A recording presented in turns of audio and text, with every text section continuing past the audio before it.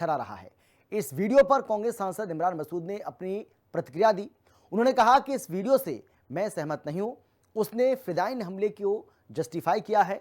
खुदकुशी किसी भी सूरत में इस्लाम में काबिल कबूल नहीं है, यह हराम है। सांसद के इस बयान पर सियासी घमासान छिड़ चुका है। बीजेपी और कांग्रेस सांसद पर हमलावर है।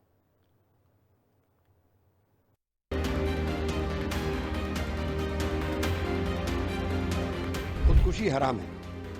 खुदकुशी किसी भी सूरत में इस्लाम के अंदर नहीं, जायज नहीं।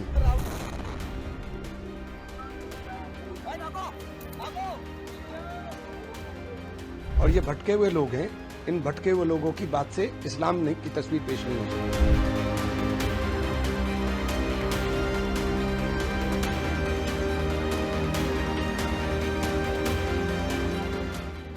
यूपी के सहारनपुर से कांग्रेस सांसद इमरान मसूद अपने बयानों को लेकर अक्सर चर्चा में बने रहते हैं। एक बार फिर इमरान मसूद का बयान चर्चा में है। इस बार कांग्रेस सांसद दिल्ली में लाल किले के पास हुए बम ब्लास्ट मामले में खुद को कार समेत उड़ाने वाले डॉक्टर उमर मोहम्मद नबी को लेकर चर्चा में है। इमरान मसूद ने उमर मोहम्मद नबी का बचाव करते हुए उसे रास्ते से भटका हुआ युवक करार दिया। इसके अलावा उन्होंने सरकार पर गंभीर आरोप लगाते हुए कहा कि अल फलाह यूनिवर्सिटी जैसे अल्पसंख्यक शिक्षण संस्थानों को जानबूझकर नष्ट करने की कोशिश की जा रही है। देखिए, जो वीडियो आया है, मैं उस वीडियो से बिल्कुल सहमत नहीं हूं, क्योंकि वो इस्लाम की तस्वीर सही पेश नहीं करता है। और ये जो कहा जा रहा है कि साहब उसने फिदाइन हमले को जस्टिफाइड कर रहा है, खुदकुशी हराम है। खुदकुशी किसी भी सूरत में इस्लाम के अंदर नहीं है, जायज नहीं है। आप खुदकुशी कर रहे हो, अपने साथ इनोसेंट लोगों को मार रहे हो, तो वो इस्लाम की तस्वीर नहीं है, ना वो इस्लाम का रास्ता है।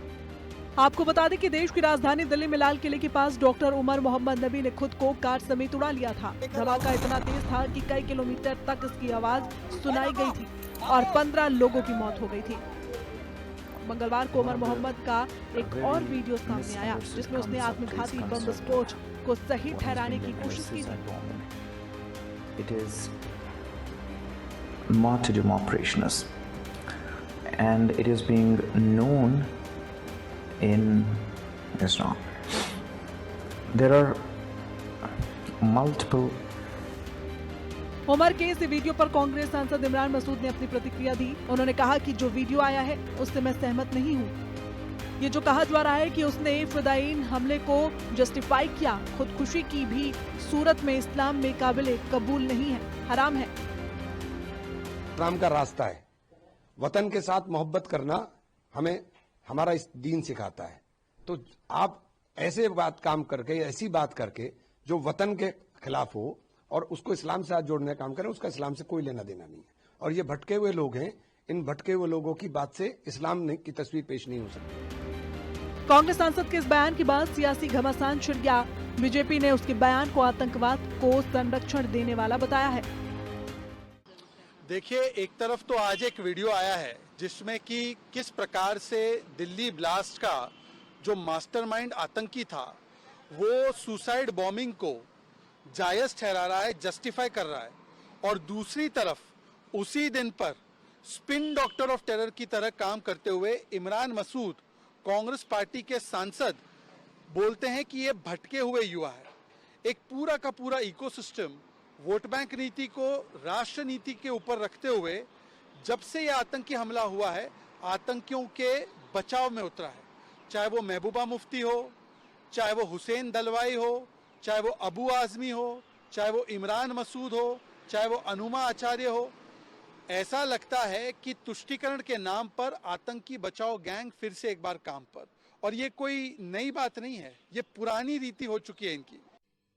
इमरान मसूद के मन में आतंकवादी के लिए करुणा उत्पन्न हो रही है और इसीलिए वो उसके लिए शेल्टर तलाश रहे हैं, भटका हुआ नौजवान बता रहे हैं।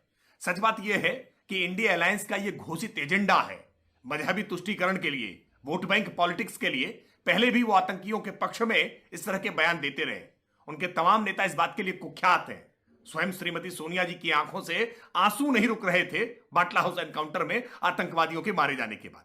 और इमरान मसूद जिस पार्टी में पहले रहे, समाजवादी पार्टी, वो तो आतंकवादियों को कोर्ट से छुड़ाने की पक्षधर रही है। आतंकियों के पक्ष में इस तरह की बैटिंग करना ये कोई नई बात नहीं है। ये इंडिया अलायंस को शर्म आनी चाहिए कि वो जानबूझ करके घोषित एजेंडे के तहत भारत का विरोध करने वालों के भी पक्ष में खड़ी हो जाती है।